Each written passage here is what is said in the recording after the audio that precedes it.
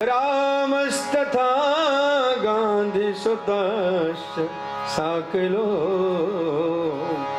भृकंडो पुत्रात्र भृगु ऋषि, वशिष्ठ ऋषि, परशुराम, मेधातिथि, देवल, देवरात, व्यास जी, पाराशर जी, बड़े बड़े महात्मा। और जो महात्मा विरक्त थे वो शिष्यों को लेके आए, जो गृहस्थ थे वो स्त्री और पुत्रों को लेके आए। परंतु कुछ लोग अभिमान के कारण भी नहीं आ रहे थे। ऐसे भी लोग हैं दुनिया में, हम क्या कम पढ़े लिखे लोग क्यों जाए। तो भृगु ऋषि उन्हें जबरदस्ती पकड़ पकड़ के, अरे भैया चलो, कथा हो रही है, चलो। अब किसी ने पूछा भृगु ऋषि जबरदस्ती क्यों ला रहे हैं। भृगु ऋषि जानते हैं ये अभिमान लेके बैठे हैं और हमारे कहने से चले जाएंगे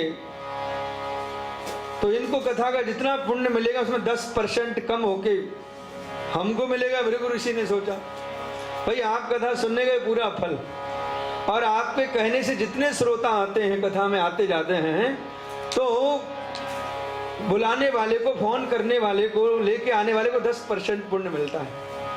भृगु ऋषि जबरदस्त, अरे भैया मन लगे तो सुनना, नहीं चले आना। भृगु गुरुत्वा तत्र नायाद, भृगु संबोध्य चान्यते लिखा है। गुरुत्व माने अभिमान के कारण जो नहीं आ रहे थे, भृगु ऋषि जबरदस्ती लेके आते हैं। प्रेम से बोलो। अब आप लोगों को फोन करना है, कितने श्रोताओं को बढ़ाते हैं? 10% पुण्य मिलेगा। वैसे सुन नहीं है बहन जी, लाने वालों को 10% आप आएंगे पूरा, लेकिन जितने लोगों को आप फोन करेंगे, जितने भक्त आएंगे या भक्ता नहीं आएंगी, 10% पुण्य मिलेगा। प्रेम से बोलो। सभी स्थिर चित्तों के जब कथा सुनने के लिए बैठ गए तो श्री सनकादि श्रीमद् भागवत का महात्म सुनाते हैं। सदा सेव्या सदा सेव्या श्रीमद् भागवते कथा यस्या श्रवण मात्रेण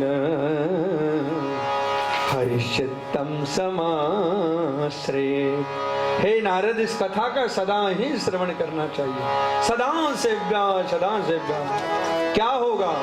बोले भगवान हृदय में आ जाते हैं। हरिचित्तम, कथा की कामना मात्र से बाके बिहारी हृदय में आ जाते हैं और इतनी महिमा का गान करते हैं। जिस स्थान पर एक कथा होती है वो स्थान ही तीर्थ बन जाता है।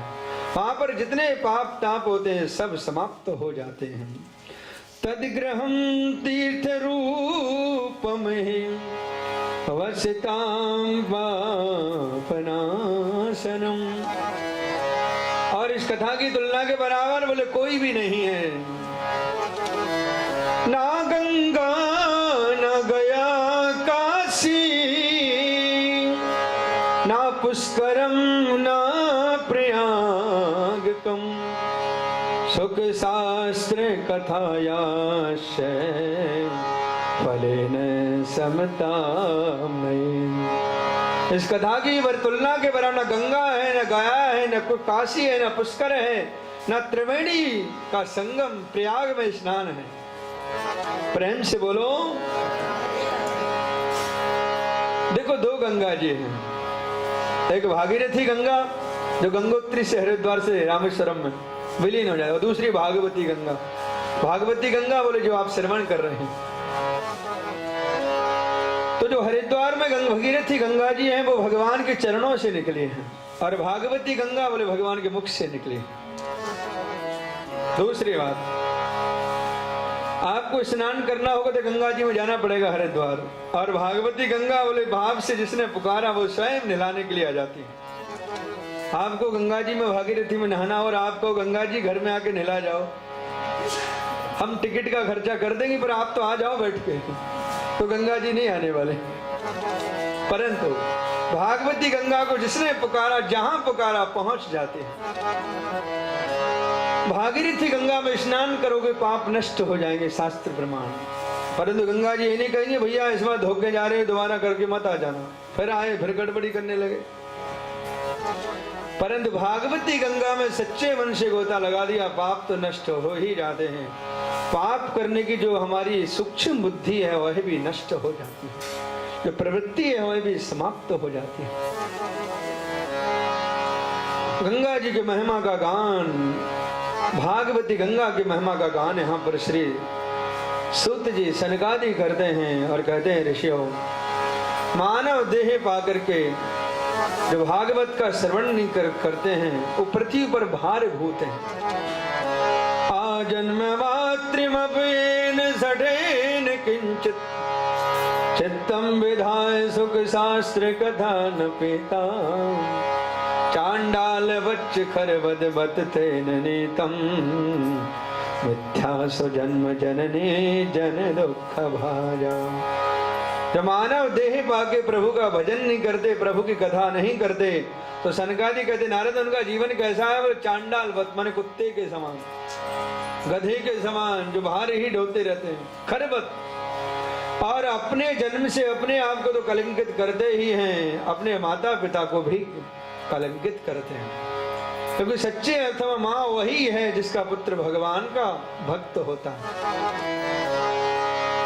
पुत्रवती युवती जग सोई, तुलसीदास जी महाराज ने कहा, पुत्रवती युवती जग सोई रघुपति भगत जास सुत होए।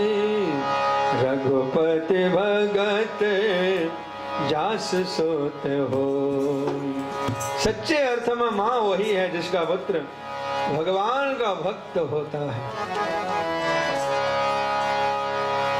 तो नारद जी ने सनकादियों से कहा, महाराज किसी को कथा सुननी है नहीं सुननी उसका मन है, आप गाली क्यों देते हो? कुत्ते के समान, गधे के समान, आपको तो नहीं कहना चाहिए ऐसा।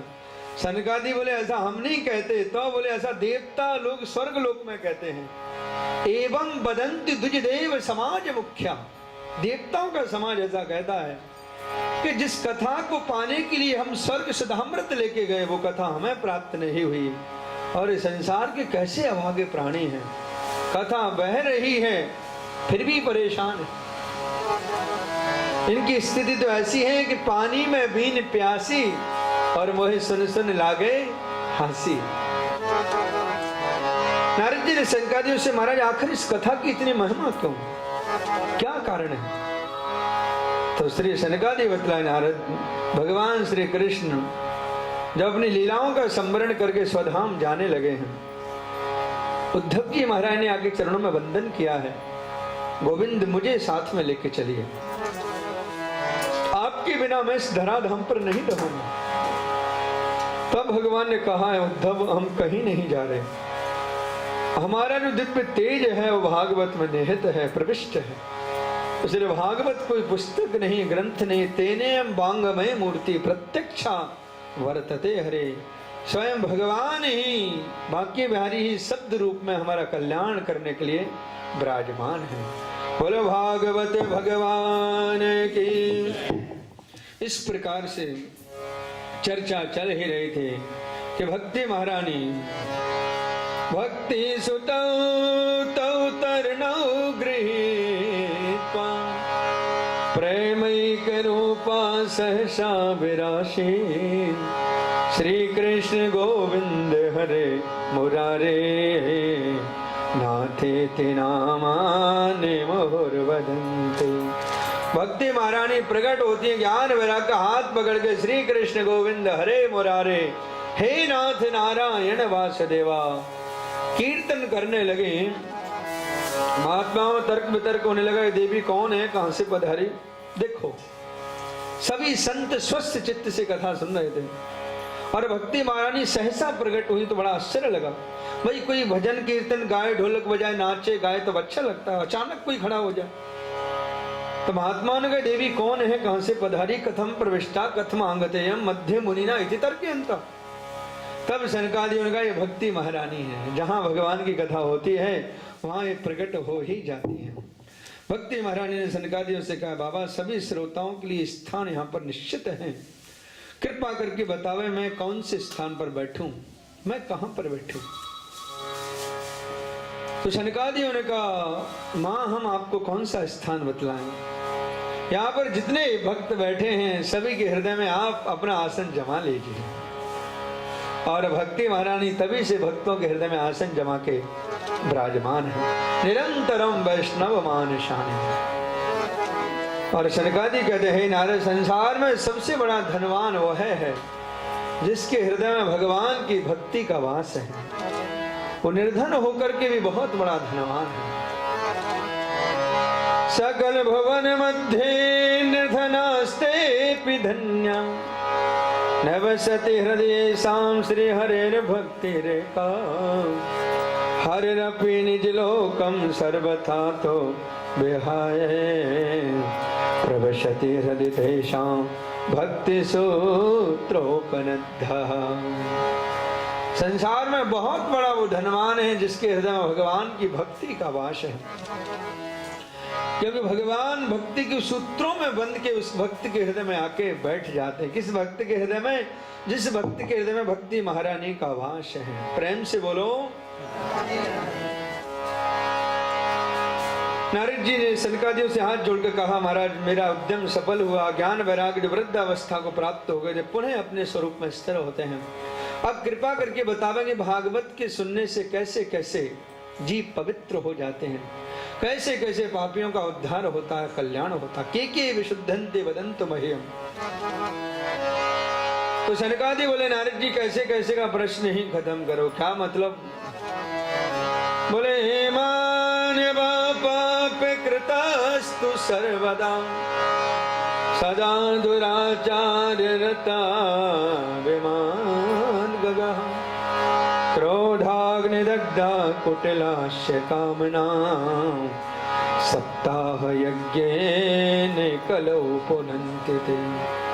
बोले जिस प्राणी ने जीवन पर्यंत केवल पाप किए हो और कुछ किया ही ना हो, कुमार्ग पर चलने वाला हो, माता पिता को कष्ट देने वाला हो, आश्रम धर्म से विहीन हो, ऐसा पाप की जीव कथा सुने तो पवित्र हो जाता है। प्रभु अब दोबारा पाप नहीं करोगे। 5 प्रकार के महापापी जो शास्त्रों में बतलाए गए हैं, वह भी संकल्प लेके कथा सुने तो पुनन्ति माने पवित्र हो जाते हैं। और सनकादियों ने कहा नारद जी को जीते जी कथा सुने वह तो पवित्र होता ही है। कदाचित पाप कर्म करके मर जावे, भूत प्रेत किसी अधम योनि में चला जावे और उसके निमित्त यदि भागवत का आयोजन कराया जाए तो वह भी पुनन्ति माने पवित्र हो जाता है। नारद जी ने कहा महाराज आपको ज्यादा तारीफ कर रहे हो। अरे बोले जीते जी कथा सुनो वह पवित्र हो, वो ठीक है, पर भूत प्रेतों का भी उद्धार होता है, हमें विश्वास नहीं होता। सनकादि बोले नारद हम तुम्हें एक कथा सुनाएंगे और तुम्हें विश्वास होगा। तब इतिहास की घटना सनकादि यहाँ पर वर्णन करते हैं। अत्र ते कीर्तिष्याम इतिहासं पुरातनं यस्या श्रवण मात्रेण पापहानि प्रजायते। इतिहास की घटना सुनाए। इतिहास हम पुरातनम, ध्यान से सुनिएगा। इतिहास किसे कहते हैं? जो घटना सुनिश्चित रूप से घटित हुई है वो इतिहास की घटना कहलाती है। इतिहास में मनगढ़ंत नहीं लिखा जाता है कि कुछ भी लिख दो हो गया, नहीं। जो घटना सुनिश्चित रूप से घटित होती है। इतिहास की घटना सुनाए कि तुंगभद्रा नदी के तट पर एक गांव था जिसमें एक ब्राह्मण रहते थे, श्रीमान आत्मदेव शर्मा।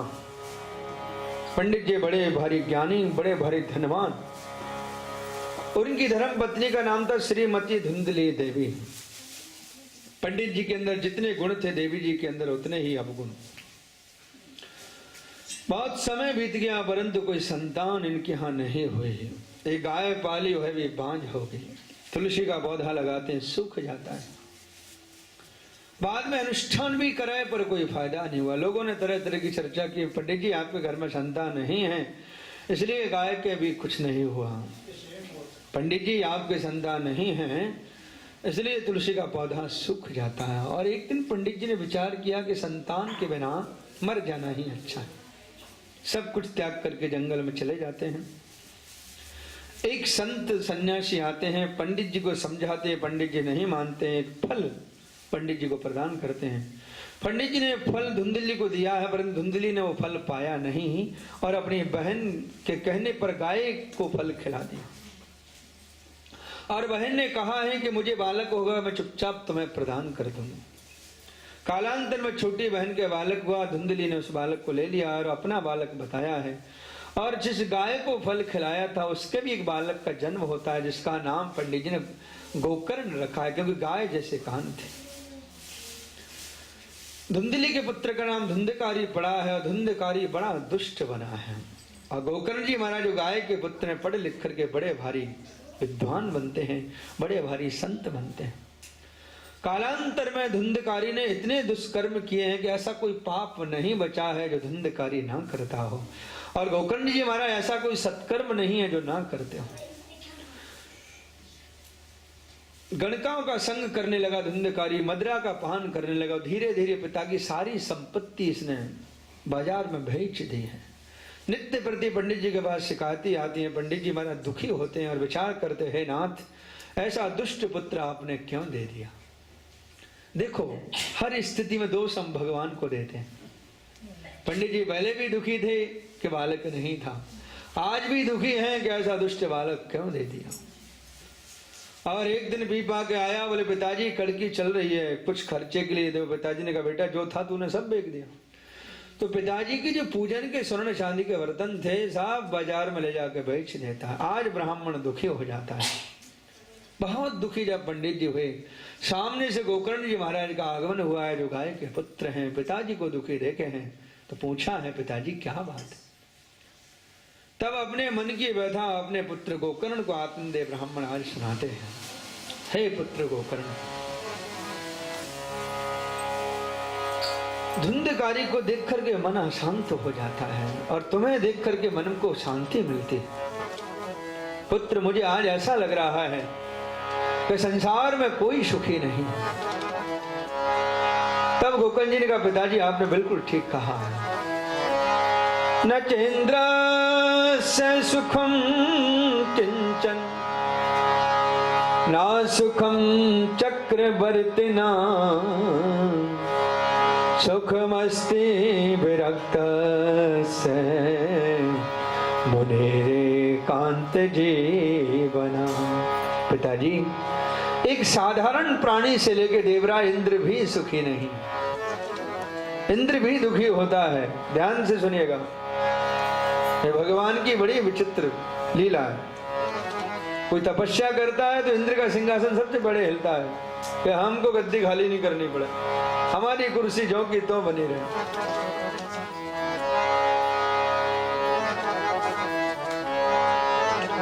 एक बार भगवान भोजन पा रहे थे, रुक्मिणी जी भोजन परोस रही थी, तो अचानक भगवान को हंसी आ गई।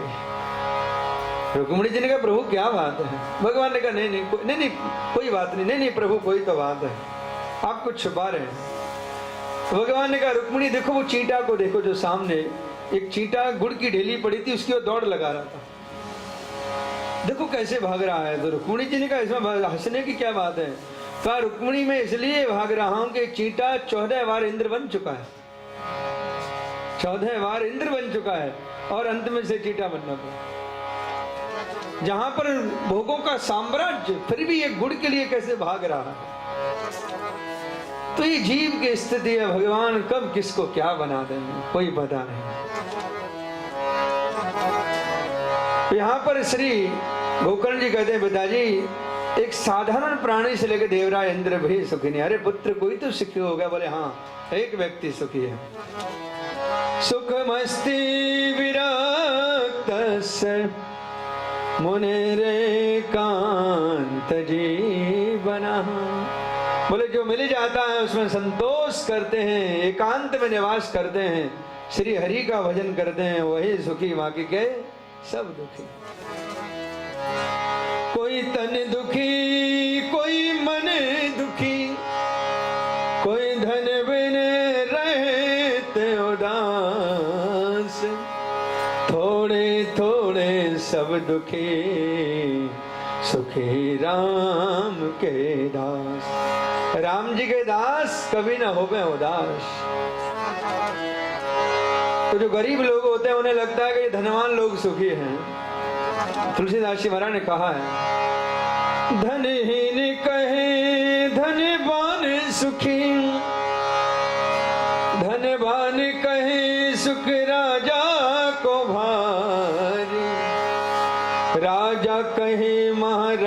सुखी, महाराजा कहे सुख इंद्र को भारी।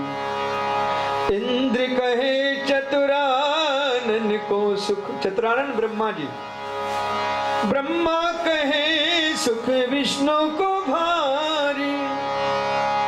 तुलसीदास विचार कहे हरि भजन बिना सब लोग दुखारी। सुखी मीने जे नीर अगाधा, जिम हरि शरण ना एक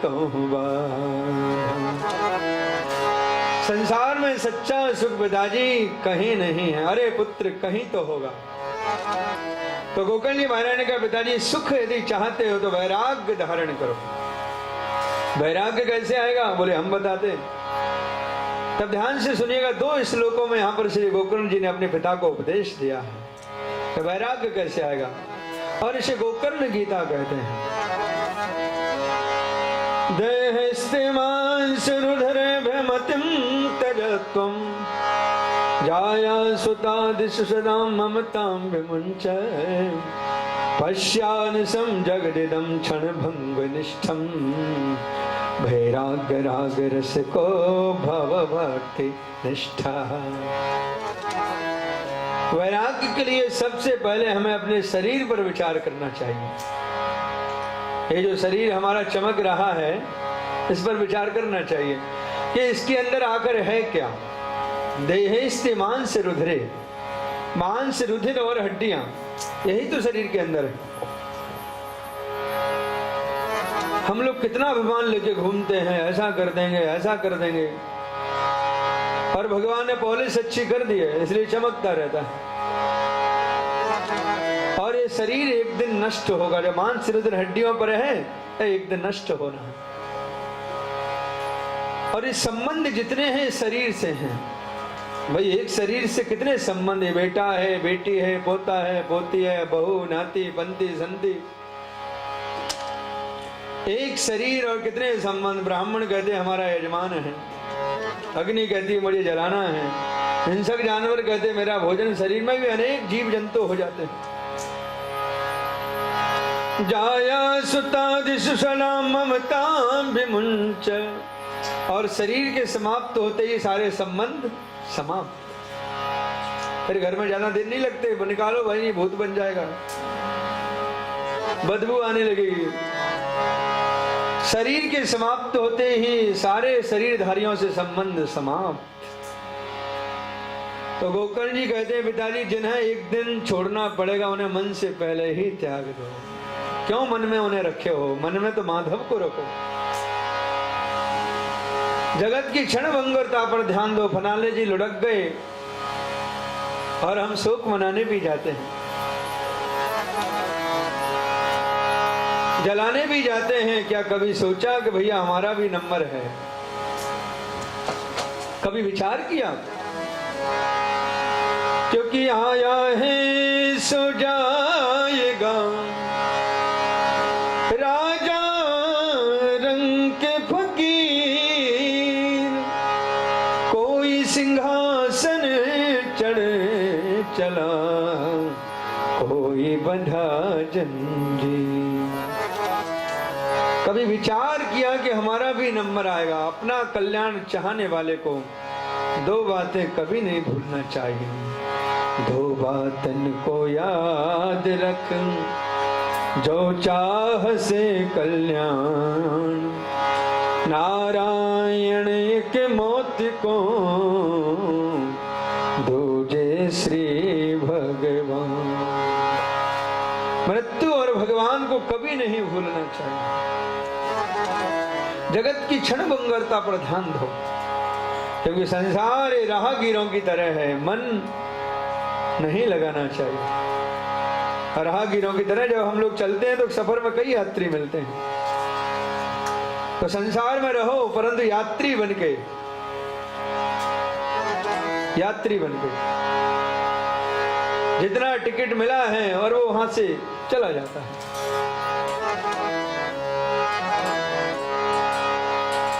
बारंबार इन बातों को याद करो तो वैराग्य हृदय में आएगा। और द्वितीय श्लोक में श्री गोकर्ण जी महाराज बड़ी सुंदर बात कहते हैं, धर्मं भजस्व सततं त्यज लोक धर्मं सेवस्य साधु पुरुषान् जहि काम तृष्णा अन्यस्य दोष गुण चिंतन मास मुक्त्वा सेवा कथा रसमहो नित्यराम पिबत्वम्। पिताजी सामान्य और लौकिक धर्मों का आपने खूब पालन किया, परम धर्म का पालन करो। परम धर्म क्या है? बोले संसार से मन हटा के प्रभु के चरणों में मन लगाना ही जीव का परम धर्म। उस परम धर्म को पाने के सामान्य और लौकिक धर्म का त्याग करना पड़े तो कर देना चाहिए। तृष्णाओं का त्याग करें, जय ही काम तृष्णाओं, क्योंकि हमारा जीवन तृष्णाओं की पूर्ति करते करते समाप्त हो जाता है, परंतु तृष्णाओं की पूर्ति कदापि नहीं होती है। प्रेम से बोलो, तृष्णाओं का त्याग क्यों? क्योंकि एक कामना की पूर्ति हम करते हैं, दूसरी कामना तत्क्षण सामने खड़ी हो जाती है और हमें लगता है ये काम बन जाए फिर भजन करेंगे, ये काम बन जाए फिर भजन करेंगे। काम सामने दिखाई देते हैं, वो समाप्त नहीं होते और कामनाओं की पूर्ति करते करते हम चले जाते हैं। एक बार समुद्र के किनारे एक महात्मा स्नान करने गए। स्नान करके महात्मा निकला है, पर एक व्यक्ति को महात्मा ने देखा बड़ी देर से खड़ा समुद्र के किनारे। महात्मा जी ने कहा, भाई क्या बात है, बड़ी देर से खड़े हो? कहा, महाराज जी लहरें जब शांत हो जाएंगी तब स्नान करूंगा। भाटिया जी, लहरें जब समाप्त हो जाएंगी तब मैं जाके नहाऊंगा। महात्मा जी ने कहा, बेटा तेरा जीवन समाप्त हो जाएगा पर ये लहरें शांत होने वाली नहीं। यदि तुझे स्नान करना है तो इन्हीं लहरों में गोता लगाना पड़ेगा। तो भैया जिंदगी जब तक रहेगी फुर्सत न होगी काम से। कुछ समय ऐसा निकालो, प्रेम कर लो राम से। समय निकालना पड़ेगा, तृष्णाओं को त्याग करो। इसलिए आदि शंकराचार्य भगवान ने कहा है, कोवा दरिद्रो, सबसे बड़ा दरिद्री कौन है? ही विशाल तृष्णा, जिसकी तृष्णाएं विशाल है। और बोले सबसे बड़ा धनवान श्रीमाश्च को अस्तु समस्त तोषा, सबसे बड़ा धनवान कौन? बोले जिसके पास संतोष रूपी धन है वो सबसे बड़ा धनवान है। तृष्णाओं का त्याग करें। और उसके बाद बोले पिताजी, अन्यस्य दोष गुण चिंतन नामा समुक्ता, ना किसी के दोष देखो ना गुण देखो, क्योंकि दोषों को देखोगे तो घृणा करो, गुणों को देखोगे तो आकर्षित हो जाओगे। गुण दिया है तो ठाकुर जी ने दिया है, भाव रखना चाहिए, तो गुण बंधन का हेतु नहीं बने। सेवा कथा रसमहो नित्य नाम प्रवात्वम्। इस उपदेश को आत्मसात करके दे आत्मदेव ब्राह्मण को बड़ा भारी वैराग्य आया। सब कुछ त्याग करके जंगल में जाते हैं और भागवत के 10वें स्कंद का पाठ करते हुए भगवान के धाम को प्राप्त करते हैं। धुंधली ने एक दिन माँ को डांटा है, माल कहाँ छुपा के रखा है? हनस्य लत्याना चेत, जलती हुई लकड़ी से मारूंगा। अंध कुएं में गिर के आत्महत्या धुंधली कर लेती है। धुंधकारी 5 गड़काएं घर में रख लिया है, चोरी के धन से उनका पालन करता है। 5 गड़काओं ने एक दिन रस्सी का फंदा इसके गले में डाल के इसकी हत्या कर दी, गड्ढा खोद के इसको वहीं पर गाड़ दिया है। महान प्रेत बना है। धन का बंटवारा करके 5 देवियां चली जाती हैं। गोकर्ण जी महाराज तीर्थ यात्रा पर निकले हैं, वर्षों तक तीर्थों में तप करते रहे हैं। और एक दिन अपने गांव में जब आए हैं, रात्रि को विश्राम कर रहे थे, धुंधकारी महान प्रेत बन गया है। प्रार्थना किया है, अहो बंधो कृपा सिंधो, मेरा उद्धार करो, मैंने इतने दुष्कर्म किए कि महान प्रेत बनना पड़ा है। तब गोकर्ण जी महाराज सूर्य भगवान से प्रार्थना करते हैं कि मेरे भाई का कल्याण कैसे होगा। सूर्य भगवान ने कहा है, गोकर्ण तुम श्रीमद् भागवत का सप्ताह करो, जिसके करने से इसे मुक्ति मिलेगी। श्रीमद् भागवतान मुक्ति है, सप्ताहम वाचनम करो। गोकर्ण जी ने भागवत का आयोजन किया है और श्रीमद् भागवत के प्रभाव से धुंधकारी प्रभु के विमान में बैठ के प्रभु के धाम को प्राप्त करते हैं। बोलो भक्ति वत्सल भगवान की।